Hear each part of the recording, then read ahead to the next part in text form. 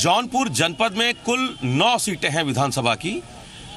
7 सीटें समाजवादी पार्टी के पास हैं, 1 सीट कांग्रेस के पास, जबकि 1 सीट बीजेपी के पास है। कांग्रेस समाजवादी पार्टी एक साथ मिलकर चुनाव लड़ रही है, इस लिहाज से गठबंधन के पास 8 सीटें हैं।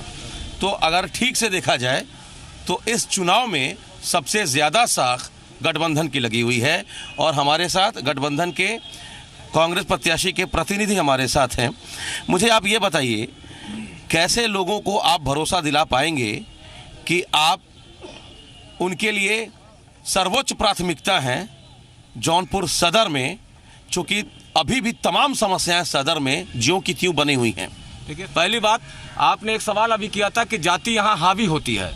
इसका मिथक तोड़ने का काम 2012 में सम्मानित मतदाताओं ने किया था और सदर से नदीम जावेद को 30,000 से ज़्यादा नगर के लोगों ने वोट देकर के, हर जाति के, हर धर्म के, हर संप्रदाय के लोगों ने वोट देकर के ये सिद्ध कर दिया कि जनपद जौनपुर ऐसी चीज़ों पर अपना विश्वास नहीं व्यक्त करता। क्यों भाई साहब, पहले तो एक कांग्रेस ही आपके लिए मुसीबत थी, अब तो समाजवादी पार्टी भी जुड़ गई। बीजेपी कैसे पार पाएगी उनसे, क्योंकि अब तो ताकत बढ़ गई है ना। अब तो ये दोनों कमजोर हुए हैं, तब आपस में मिले हैं।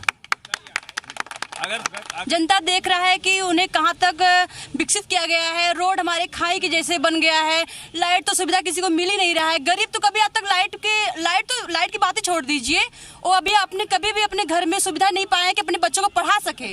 लालटेन लाते हैं तो लालटेन में कभी उनको तेल नहीं मिलता है। इंदू जी, क्या हुआ? इतने मंत्री थे तो क्या हुआ? उद्योग व्यापार के लिए कुछ हुआ क्या? इतने मंत्री थे आप क्या? यहाँ इतने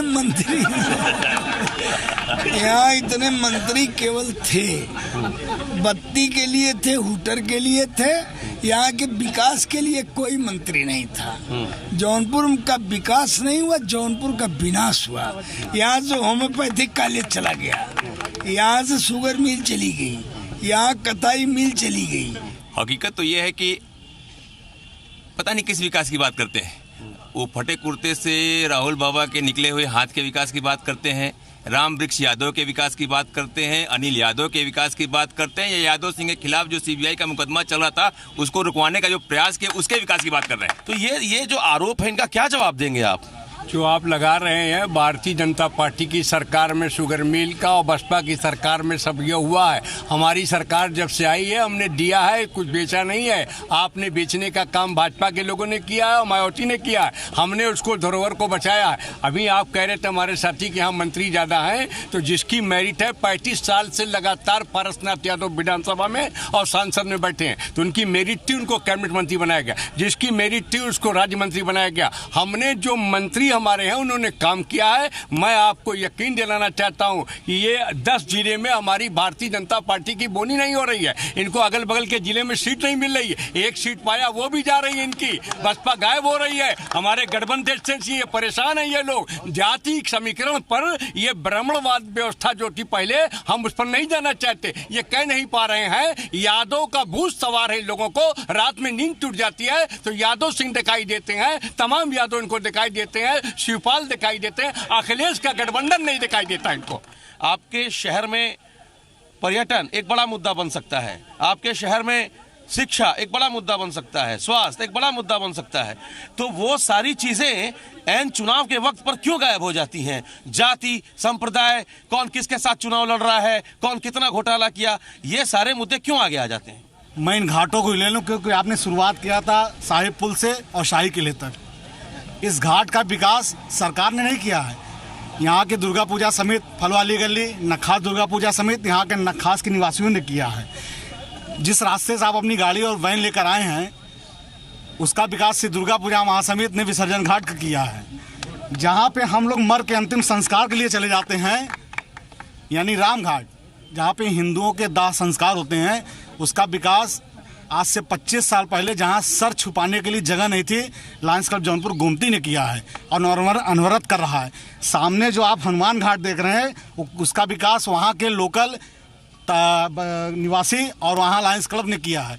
ये स्थिति भाई साहब, अब विकास की आप चर्चा कर रहे हैं और विकास कितना हो आप स्वयं देख लीजिए। अगर ये विकास सामाजिक लोग न किए होते तो आज यहाँ बैठने की जगह न मिलती। दोहरा से हमको लगता है कि हर 100वां आदमी जो है कैंसर से पीड़ित है। कोई ऐसा परिवार नहीं है कि जिसमें कोई न कोई बीमार ना हो कैंसर से।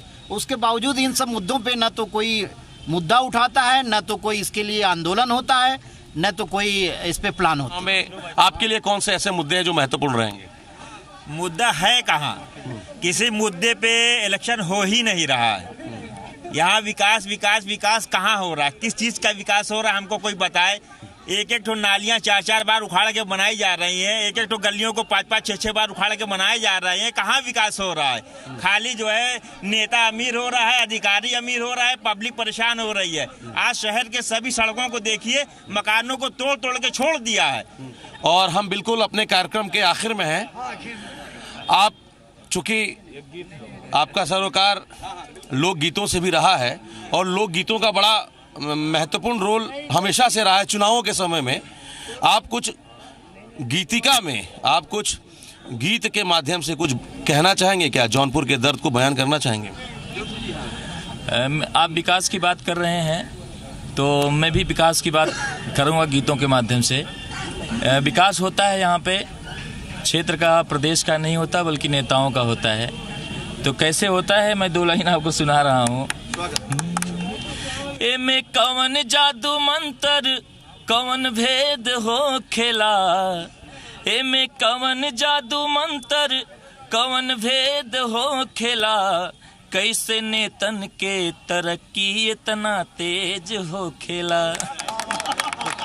सबका साथ अपना विकास, ये यहाँ के जो लोग हैं वो बता रहे हैं।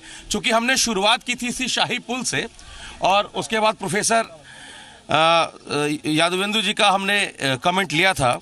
इस शाही पुल से जुड़ा हुआ एक ऐतिहासिक प्रसंग भी आता है। हम चाहेंगे कि आप हमारे दर्शकों को बताएं कि अकबर ने जब इस शाही पुल का निर्माण कराया था तो वो कौन सा ऐसा ऐतिहासिक प्रसंग है जो आता है? देखिए, शाही पुल मानवीय संवेदना को लेकर बना है।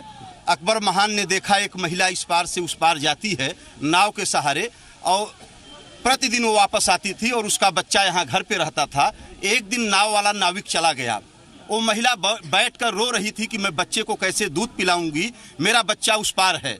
जब अकबर महान ने इसको देखा तो उनके अंदर ये भाव पैदा हुआ कि हम एक ऐसे पुल का निर्माण करें जिससे आवागमन हो और जो ये महिला रो रही है उसका भी दुख दर्द दूर हो।